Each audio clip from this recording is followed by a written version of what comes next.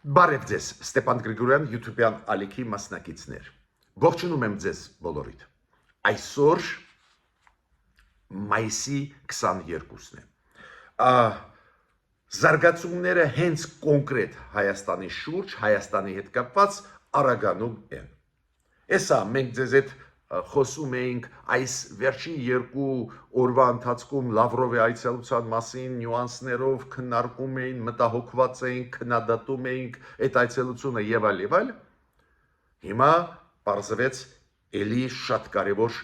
նոր հայտարարություններ եղան Հայաստանի հետ կապված, Հայաստան-Ադրբեջանի հետ կապված։ Մարկո Ռուբիոն պետքարտուղարը Միացյալ Նահանգների շատ ուշագրավ մտահոգող մեզ հայտարարություն արեց։ Այդ հայտարարության մասին մենք այսօր անպայման պետք է խոսենք եւ այսօր կխոսենք նաեւ նոր հայտարարությունների մասին, ելույթների մասին Իլհամ Ալիևի։ Ցանկացած ելույթ Իլհամ Ալիևի դա մենք հասկանում ենք խնդիր է մեզ համար, բարձրացնում է Ալիևը նոր նախապայմաններ, Ադրբեջանը վերջի մի շաբաթվա մեջ բարձրացրեց նոր երկու նախապայման հայ ժողովրդի առջև։ Ես զգուշացրել եմ մեր իշխանությունը, երբ որ մենք համաձայնվենք այն նախապայմանների հետ, որոնք իրանք դնում են, մենք գրեթե ամեն ինչի հետ համաձայնվել ենք, ես ասացի նոր նախապայման կբերեն։ Ադրբեջանը չի ուզում ստորագրել խաղաղության պայմանագիր, այդ նոր երկու նախապայմանը հիմա ձեզ թվարկեմ։ Դա զինանշանի փոխումը Հայաստանի, զինանշանը մենք պետք է փոխենք, եւ երկրորդը պետք է ընդունենք ադրբեջանցիներին, որոնք պետք է վերադառնան իրանց բնորան, ոնց ասում է Ալիևը, ինքը համարում է Հայաստանը բնորան ադրբեջանցիների, արևմտյան Ադրբեջան։ Այդ երկու նախապայմանները հստակ դրվեցին վերջի 2-3 օրվա ընթացքում։ Դրա մասին էլ մենք կխոսենք։ Այս երկու թեմաները կլինեն։ Գլխավորը այսօր այս խնդիրների, խնդիրների մասին մենք այսօր կխոսենք։ Ուրեմն, միջև անցնել այդ խնդիրների կխնդրեի ձեզ բաժանորդագրվել, կիսվել, լայքել։ Դա շատ կարևոր է, որ աշխատացնենք մեր YouTube-յան ալիքը։ Երկրորդը Հայաստանում գտնվում է մի շատ կարևոր պատվիրակություն։ Հիշում եք, արտգործնախարարը Կայա Կալասն է եւ անվտանգության հարցերով ներկայացուցիչ Եվրոմիության Կայա Կալասը, ում հետ մի քանի օր առաջ Արարատ Միրզոյանը Բրյուսելում հանդիպեց, ու այդ Կայա Կալասի ինստիտուտը, մենք սիրում ենք ասել նախարարությունը Եվրոմիությունում, այդ նախարարություն բառը չեն օգտագործում, այս ինստիտուտը, ծառայությունը արտաքին հարաբերությունների անցկացրեց իր տարեկան նիստը Երևանում։ Ինչի հետ կապված։ Հավաքվեցին ստեղ մեր ռեգիոնի Եվրոմիության դեսպաններին ստեղ հավաքեցին։ Հարավային Կովկասի, Կենտրոնական Ասիական երկրների, Արևելյան Եվրոպայի։ Բոլոր դեսպաններին Եվրոմիության այդ երկրներում, օրինակ Բելարուսում, Մոլդովայում, Հայաստանում, Վրաստանում, Ադրբեջանում, Կենտրոնական Ասիական երկրներում հավաքեցին Երևանում։ Ու նաև Բրյուսելից իրենց ղեկավարությունը այդ ծառայության արտաքին հարաբերությունների ղեկավարները նաև եկան։ Կարևոր է դա, որ Հայաստանում անցկացվեց, քանի որ իրանք ոչ միայն իրենց նիստերը անում էին, քննարկում էին հարցեր, համեմատություն անում էին, ինչ կատարվում է այս տարբեր երկրներում, նաև հանդիպել են եւ իշխանությունների Հայաստանի եւ փորձագետների հետ,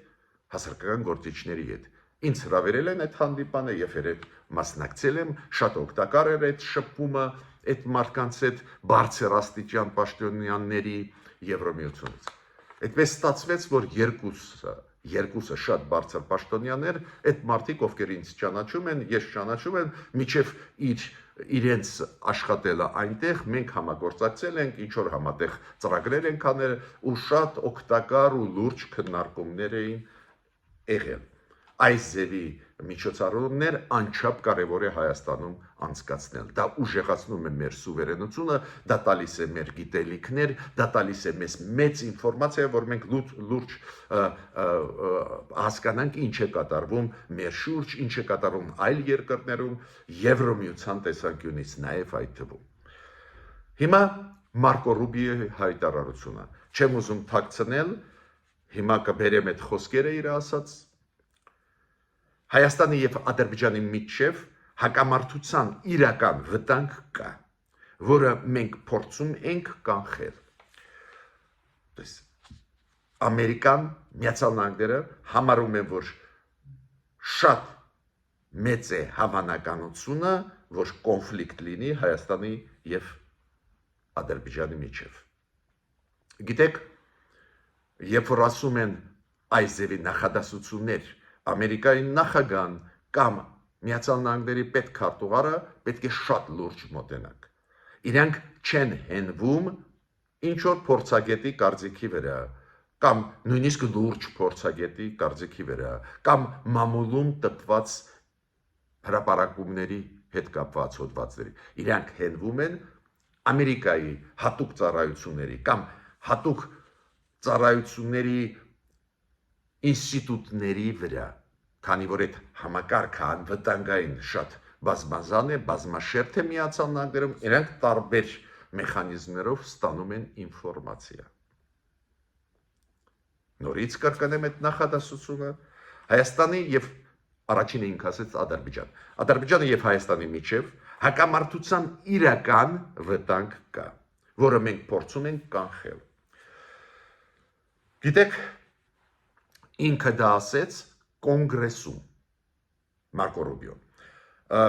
Հարց բարձրացնողը Քրիստոֆեր Սմիթն էր, կոնգրեսի անդամ, կոնգրեսական, որը ասեց Ադրբեջանը կատարեց ցեղասպանություն, նկատի ուներ հայերի դեմ, նկատի ուներ Արցախի հայերի մասին, երբ որ տեղահանվեցին, բռնի Արցախի հայերը, էթնիկ զտում արվեց, ու ինքը ասում է Ադրբեջանը կատարեց ցեղասպանություն։ Ադրբեջանում լիքը քաղբանդարկյալներ կան։ Ինչ եք դուք անում, որ այդ անցանկալի զարգացումները կանխեք կամ նույն քաղբանդարկյալներին ազատեք, ու այստեղ է, որ Մարկո Ռուբիոն սկսեց խոսել ու ասեց, որ այո, ռազմական գործողությունների ռիսկը շատ բարձր է, հավանականությունը շատ բարձր է։ Ավելին ինքը մի նախադասություն էր ասեց, շատ կարևոր, ինքը ասեց մենք ամեն ինչ հիմա անում ենք, աշխատում ենք դրա վրա, որ կանխենք անցանկալի զարգացումները եւ ռազմական գործողություններ կամ ռազմական ներխուժում կանխենք։ Ուրեմն լուրջ է վիճակը, ուրեմն մեր կառավարությունը պետք է այդ խոսքերը ուսումնասիրի։ Դա ինչ է նշանակում, այդ ինչ մեսիջ է Մարկո Ռուբիոյի։ Ես պնդում եմ, դա նշանակում է, որ հավանականությունը հարձակվելու Ադրբեջանը իրոք իրական է ու շատ հավանական է մոտ ժամանակներս կլինի։ Ու մենք պետք է պատրաստ լինենք, եթե պատրաստ լինենք, չեն հարձակվի։ Դες չմոտնենք այդպես, որ դե ասեց Մարկո Ռուբիոն, գնաց։ Քանի որ հիմա ավելի ուշ, ես կբերեմ ելույթները Իլհամ Ալիևի հատվածներ ելույթներից Անկարայում, այդպես կոչված Արևմտյան Ադրբեջանի կոնֆերանսում եւ Հունգարիայում, միջև հետ Ալիևը եղել է Հունգարիայում։ Կբերեմ իր ելույթները, որտեղից երևում են նոր նախապայմաններ մեր առջև ու բավական ագրեսիվ հրետորաբանություն։ Մարկո Ռուբիոն նաև շարունակեց, ասեց, ինչ վերաբերվում է այն քաղբանդարկյալներին, ստեղ մենք պետք է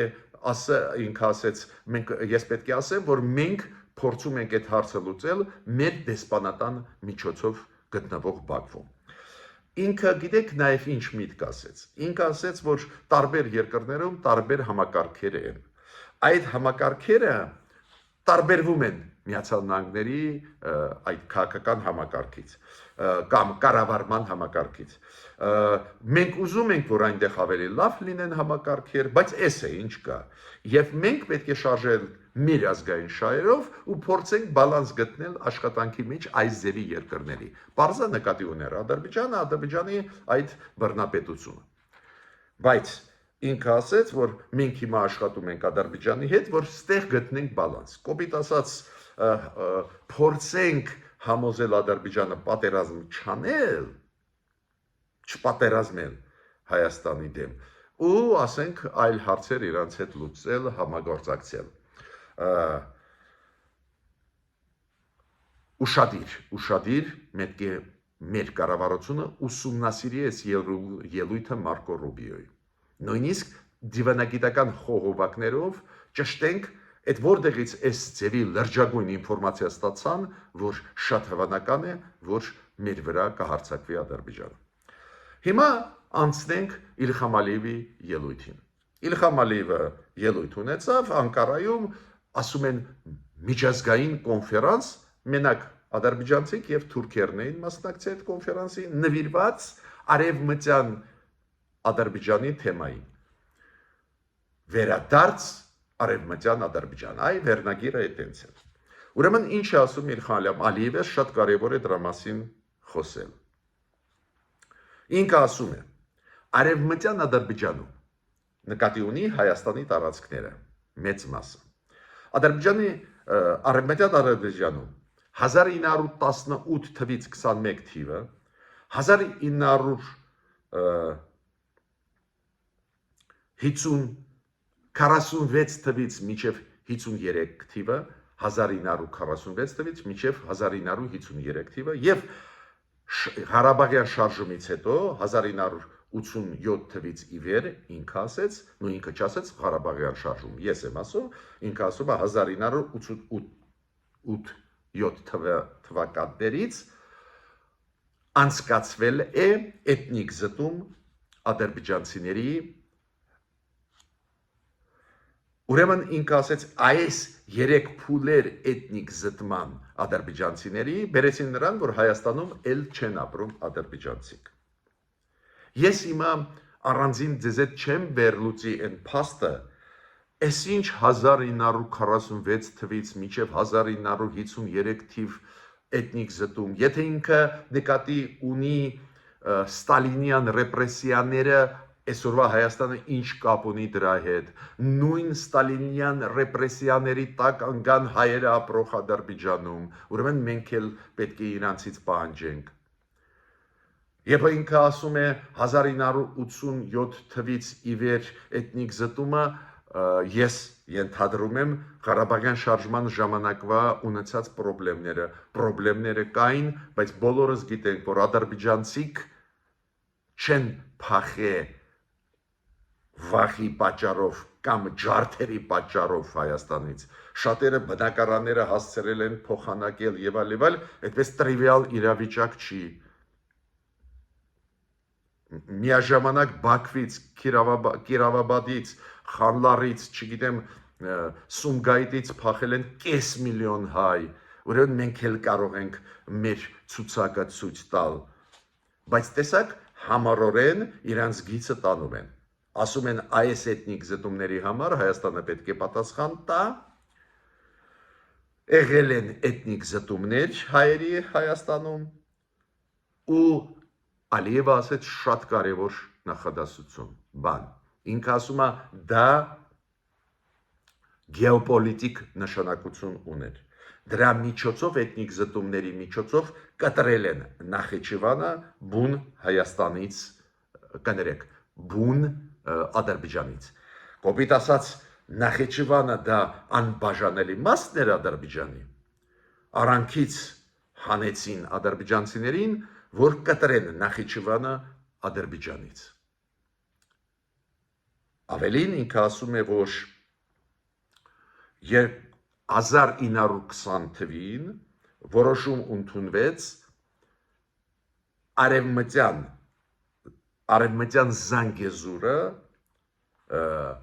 խլել Ադրբեջանից ու տալ Հայաստանին։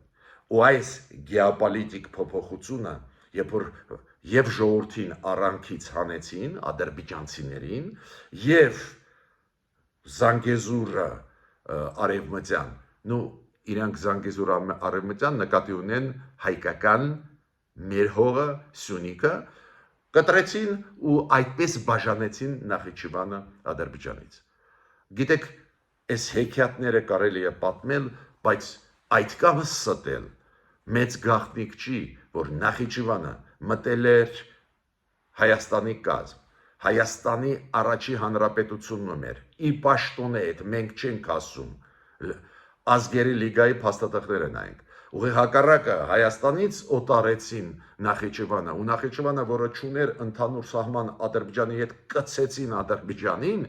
ոչ տրամաբանական, Ալիևը ներկայացնում է իր ուզած ձևով։ Ու դրանից հետո ինքը ասեց, որ այս հարցը մտցված է միջազգային օրակարգեր եւ ադրբեջանական համայնքը արևմտյան Ադրբեջանից այդ համայնքը իրավունք ունի, որ լսելի լինի, իրավունք ունի, որ միջազգային հանրությունը աջակցություն տա այս համայնքին։ Հիմա այս ադրբեջանցիների համայնքը արևմտյան Ադրբեջանից, կոպիտ ասած ադրբեջանցիների համայնքը Հայաստանից, քանի որ արևմտյան Ադրբեջան իրանք նկատի ունեն, մենք բազմիցս ասել ենք 60% Հայաստանի տարածքի, նաև մեր Սյունիքը միանշանակ։ Ու հիմա Ալիևը թվարկում է պահանջները Հայաստանի կառավարության առջև։ Այդ պահանջները ես համարում եմ նոր նախապայմաններ Հայաստանի առջև։ Ինքը ասում է, Հայաստանը պետք է հրաժարվի տարածքային պահանջներից Ադրբեջանի, դա հին պահանջ է, այդ սահմանադրությունը Հայաստանը պետք է փոխի։ Երկրորդը, Հայաստանը պետք է անպայման անի քայլեր, որ ադրբեջանական ժառանգությունը Հայաստանում պահպանվի։ Հայաստանը պետք է համաձայնվի, որ ՅՈՒՆԵՍԿՕ-ի պատվիրակությունը մտնի Հայաստան ու ուսումնասիրի ադրբեջանական ժառանգությունը։ Հայաստանը պարտավոր է սկսել երկխոսություն այս ադրբեջանական համայնքի հետ, որ այս ադրբեջանական համայնքը, որը ծագումով արևմտյան Ադրբեջանից են, Հայաստանից պետք է վերադառնա, ու Հայաստանը պետք է անպայման հստակ ասի, երբ ադրբեջանցիք իրանց իսկական իրանց հողերի վրա երբ կարող են վերադառնալ, պարզ է Հայաստանը ինքը պահանջում է, որ անվտանգությունը այդ Ադրբեջանի ապահովի, պահանջում է, որ մեր կառավարությունը մոտ ժամանակներս ընդունի ադրբեջանական համայնքի ներկայացուցիչներին Հայաստանում, ու ինքը ասեց, այդ հարցը օրակարգում կմնա, մինչև այդ հարցերը չլուծվեն։ Այս փաթեթը պահանջների ես մեկ նախապայմանների մեջ են մտցնում կապված ադրբեջանցիներին, որոնք ինչ որ ժամանակ առաջ ապրել են Հայաստանում։ Ադրբեջանը ձևակերպում է որպես ադրբեջանցիք, որոնք արևմտյան Ադրբեջանից են։ Գիտեք, կարելի էր ծիծաղալ նույնիսկ այս Ալիևի ասացին։ Կարելի էր նույնիսկ թույլ տալ կոշտ ձևակերպումներ։ Բայց քանի որ փորձը ցույց է տալիս, որ Ադրբեջանը իր ուզածի մեջ հետևողական է, ես համարում եմ այս պաշտոնական ելույթը, այս կոնֆերանսում Ալիևի շատ լուրջ մարտահրավեր նետված Հայաստանի դեմ։ Մանիպուլյացիան ստեր պարզ է, որ ադրբեջանցիների մասին է խոսքը, մենք ստալինյան ռեպրեսիաների պատասխանատու չենք, 1988 թվականից Ղարաբաղյան շարժումից հետո իրոք խնդիրներ կային, բայց կես միլիոն հայ փախել էին Ադրբեջանից, ուրեմն խոսա այդ կես միլիոն հայի մասին, վերադարձրու Բաքու, Կիրովաբադ, բայց իրանք հետևողական են։ Տեսակ իրանք կամաց կոնֆերանսները անցկացնում էին Բաքվում, հիմա Անկարայում։ Անկարայից հետո մեկին կկաշառեն այլ երկրում կանցկացնեն ադրբեջանցիների փախած Հայաստանին իբր փախած Հայաստանին Հայաստանից էթնիկ զտումների պատճառով հերու գնացող ծրագրեր են ու դրան չարձագանքել ուղղակի լուրջ չի լինի։ Ուրեմն նորից կրկնում եմ, Ալիևը ի պաշտոնե դրեց մեր կառավարության առջև այս ելույթով, հիշեցրեց նա, որ Հայաստանը պետք է դադարեցնի նկրտումները Ադրբեջանի տարածքային ամբողջականության նկատմամբ այդ ելույթում, դա սահմանադրության փոփոխության հետ հին նախապայման է ու շարեց նախապայմաններ ադրբեջանական համայնքի հետ կապված, որը իբր ապրում էր կամ միգուցե ապրում էր մի մասը Հայաստանում, որ իբր իրանց տեղահանարեցին բռնի ուժով, ուրեմն իրանք իրավունք ունեն վերադառնալ։ Այս փաթեթը պահանջների, պատկերացնում եք ինքը ՅՈՒՆԵՍԿՕ-ի պատվիրակությունը չի թույլ տալիս, որ մտնի Լեռնային Ղարաբաղ ու նայի քանդում են մեր եկեղեցիները թե ոչ, քանդում են մեր ժառանգությունը թե ոչ, ինքը Հայաստանից պահանջում է չեղած իրանց ժառանգության հետ կապված պատվիրակություն։ Լկտի պահվածք, բայց շատ վտանգավոր։ Ուրեմն ֆիքսենք, որ նոր նախապայմանը դա կապված է այդպես կոչված արևմտյան Ադրբեջանի համայնքի հետ ու մյուս նոր նախապայմանը, որը Հաջիևը իր թիմի կարևորագույն դեմքերից մեկը հնչեցրեց վերջի ժամանակներս։ Այդ Հաջիևի ասածում կար մեկ բան, որ Հայաստանի զինանշանը իր մեջ պարունակում է հարևանների նկատմամբ նկրտումներ։ Նկատի ունեն Մասիսարը ու նկրտում դա նշանակում է Թուրքիայի նկատմամբ։ Տեսեք, Հունգարիայում, հիշում եք, Հունգարիայում էլ ելույթ ունեցավ Ալիևը, որտեղ որ ասեց, որ Հայաստանը ուզած կհամաձայնվի եւ սահմանադրության փոփոխությունների հետ, եւ Մինսկի խմբի փակման հետ կհամաձայնվի Հայաստանը, ԵԱԿ-ի Մինսկի խմբի։ Ուրեմն մենք տեսնում ենք 3-4 վերջի ելույթները Իլհամ Ալիևի իր գլխավոր դեմքերի ագրեսիվ են, ուղղված են մեր տարածքային ամբողջականության դեմ։ Հիմա համեմատենք այս իմ ասածը այն խոսքերի, որոնք ասեց Մարկո Ռուբիոն կոնգրեսում։ Երեք Մարկո Ռուբիոն կոնգրեսում ասեց, որ հավանականությունը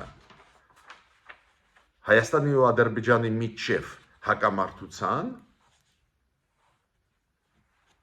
իրոք շատ բարձր է ու կա։ Իրոք ինքը ասեց, իրական վտանգ կա, որ այդ հակամարտությունը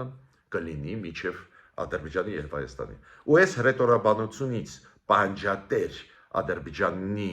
ղեկավարների պահանջատիրությամբ լի ցույց են տալիս, որ այո, այս ինֆորմացիան բավական օբյեկտիվ է, որը ունեն ամերիկացիք։ Ես ավելին ասեմ, Թուրքիան առանքում շարունակում է այդպես կոչված Զանգեզուրի միջանցքի մասին ասել, երեք չարաչորը Թուրքիայի տրանսպորտի եւ ինֆրաստրուկտուրայի նախարարը հերթական անգամ հայտարարության հանդես եկավ, որ Թուրքիան պետք է մենք միացնենք թուրքական աշխարհի հետ, ուրեմն Զանգեզուրի միջանցքի ուղղությամբ մենք կաշխատենք, ինչ նկատի ունեն Զանգեզուրի միջանցքի հարցը, ինչ նկատի ունեն բուն Հայաստանով անցկացնել թե Իրանով այդ առանձին խնդիրը, մեկ իրանք դիվանագիտական քայլեր են անում, երբ որ մենք թուրքերին հարցնում ենք, երբ որ ասում եք Զանգեզուրի միջանցքը կկառուցենք եւ կկապենք Թուրքիան թուրքական աշխարհի հետ, ինչ նկատի ունենք, մեկ իրանք ասում են, դե եթե չեք ուզում տալ ճանապարհ Հայաստանով կգնանք Իրանով, բայց ցանկացած դեպքում չեմ համարում պատահական, որ նույն այս վերջի 3 օրերին այդ բոլոր հայտարարությունները կային։ Իմիջիալոց այն հայտարարությունը, որը Գաջիևը անում էր մեր զինանշանի հետ կապված, որ Ադրբեջանը հաստատեց խաղաղություն ռեգիոնում ու Հայաստանը այդ խաղաղության հետ կապ չունի, մենք պարտադրեցին Հայաստանին ու հաստատեցին խաղաղությունը ռեգիոնում, ինքը ասեց Տեհրանում։ Իրանք տարբեր տեղերում ելույթներ են ունենում, ասում են իրանց այդ կոշտ գիծը տանում են։ Ինչ եզրակացություն ես ուզում եմ անել այս իմ ասացից։ Լավրովի այցելությունը Հայաստան իր կողմից իրոք շատ վտանգավոր մեսիջներ ուղարկելը։ Օրինակ մեսիջներից մեկը նա էր, որ ինքը ասեց, որ մենք հիմա չենք տալիս Հայաստանին, դե իրան քննադատեցին դրա համար, հիշում եք լրագրողների հարցերում դա կար, մենք չենք տալիս, բայց մենք տվեցինք ձեզ զենքերը 90-ականներին ու դուք գրավեցիք Ադրբեջանի տարածքները։ Դա պրովոկացիա է։ Հայաստանը չգրավե Ադրբեջանի տարածքները։ Հայաստանը օգնում էր Լեռնային Ղարաբաղին ու չէր թաքցնում, Լեռնային Ղարաբաղի ինքնապաշտպան ուժերը ստիպված էին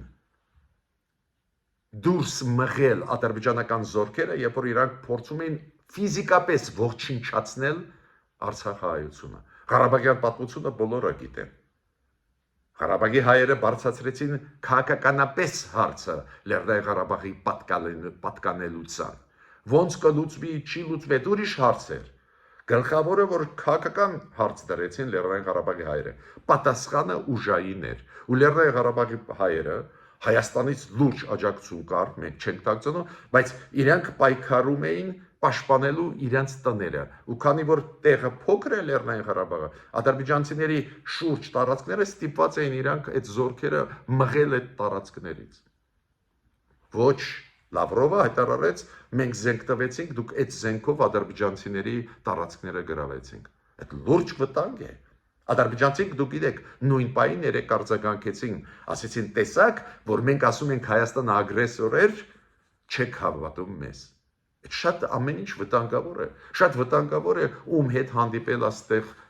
Լավրովը Հայաստանում։ Ինչ որ մարդկանց ում չենք ճանաչում, չենք հասկանում, այս ինչ շարժում է անմահ գնդի, այս ինչ տպեր են գալիս Հայաստան։ Ու այս ֆոնի վրա Ալիևի ելույթները կոշտ, այս ֆոնի վրա Մարկո Ռուբիոյի մտավախությունը, որ կարող են լինել, այո, ռազմական ներխուժումներ կարող են լինել Հայաստան։ Ուրեմն կառավարությունը պետք է հանգիստ մթնոլորտում մտածի դրա մասին, հանդիպի, նաև եթե պետք է մեզ հետ փորձագետներից հետ, ովքեր մեծ փորձ ունեն։ Տեհրանի կոնֆերանսում ես մասնակցել եմ, լրջագույն միջոցառում էր, 1000 մասնակիցներ կային, 50 երկրներից պատվիրակություններ կային պաշտոնական։ Նու Հայաստանից դուք գիտեք Արմեն Գրիգորյանն էր մեր անվտանգության խորհրդի քարտուղարը։ Փորձագետներ, նախկին դիվանագետներ, նախկին դեսպաններ, այսօրվա ղեկավարներ ու շատ հետաքրքիր process-ներ են, դու կարողանում ես ընկալել այդ process-ները, ով ինչ ասում է, ում ինչ պետք է, ինչ շահեր առաջ են տանում, որը ոչ, լրջագույն զարգացումներ են գնում հենց Հայաստանի շուրջ,